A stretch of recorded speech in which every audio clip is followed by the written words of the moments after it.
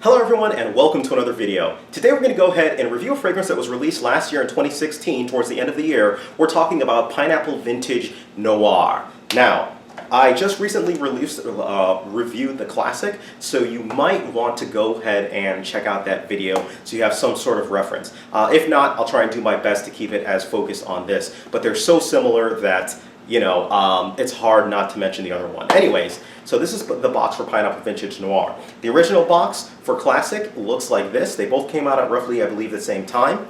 And the bottles themselves, they look very similar. In fact, so similar that they look the same.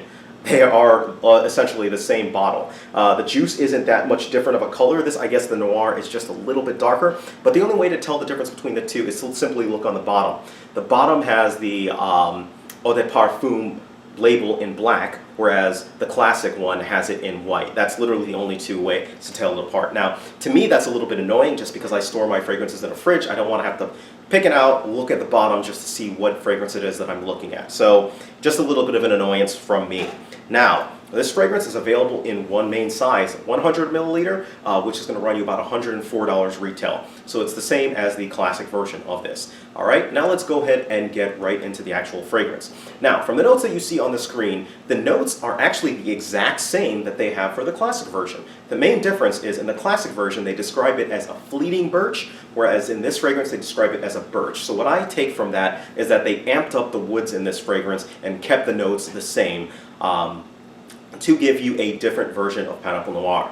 Of Pineapple Vintage. Now, the main takeaway that I have from this, immediately when I sprayed it, and I wore it the first time, I was like, man, this fragrance is not different enough to warrant a separate fragrance release. I was wearing it, but after my 2 through 7 wearing, I was finally coming on to the back. I was like, okay, actually this is a little bit different than the original. Now, it's different in that instead of getting a bright pineapple type of a scent, you get a creamy pineapple type of a scent. It is more subdued. The woods really subdue the fragrance and give it more of a hushed tone. I guess that makes it more of a noir fragrance. That makes it more of a fragrance that you can wear, between the sheets, something that it's only going to be you and one other person.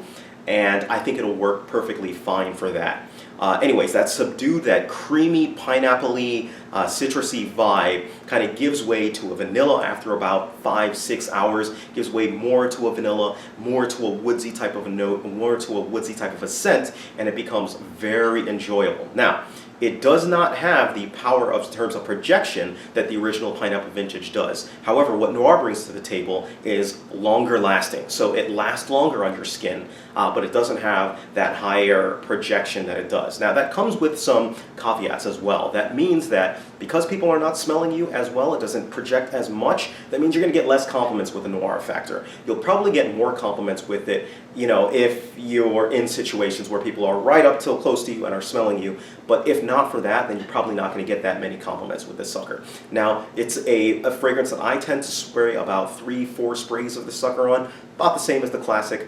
I wear this one year-round, and as far as occasion goes, I do think that this works for all occasions. Again, the main caveat is you cannot absolutely expect people to smell you when you have this thing on past the 4 or 5 hour mark unless they're really close to you. So for that, I give this, I think this is more suitable for between the sheets. It's more suitable for close scenarios or scenarios where you don't want to be screaming and shouting your presence. So that's where Noir really hits its mark.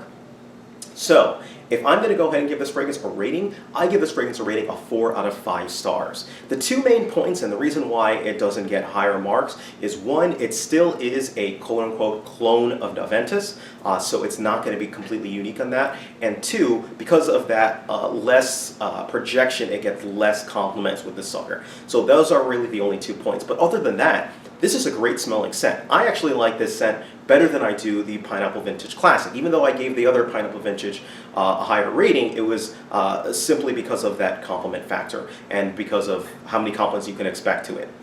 Here's an interesting note. If you have Aventus, the question would arise, should I purchase this fragrance if I have Aventus? If you have Aventus, I would suggest going for the Noir version. Only because Noir version really does, although it's similar, it is its own fragrance in its own right, and it really is unique in that regard. However, I would not necessarily recommend, if you have Aventus, going for Pineapple Vintage. the classic version. However, if you don't have a Ventus and you want that Aventus-like feel, that Aventus-like smell, or something that smells similar to it, I would say go for Pineapple Vintage. That will more suit your needs than Pineapple Vintage Noir will. So really those are the two main descriptions that I have between the two. So if you have any questions whatsoever, please feel free, send me a note, leave me a message, whatever you gotta do. Thank you guys, take care of yourselves, and you guys have a great day.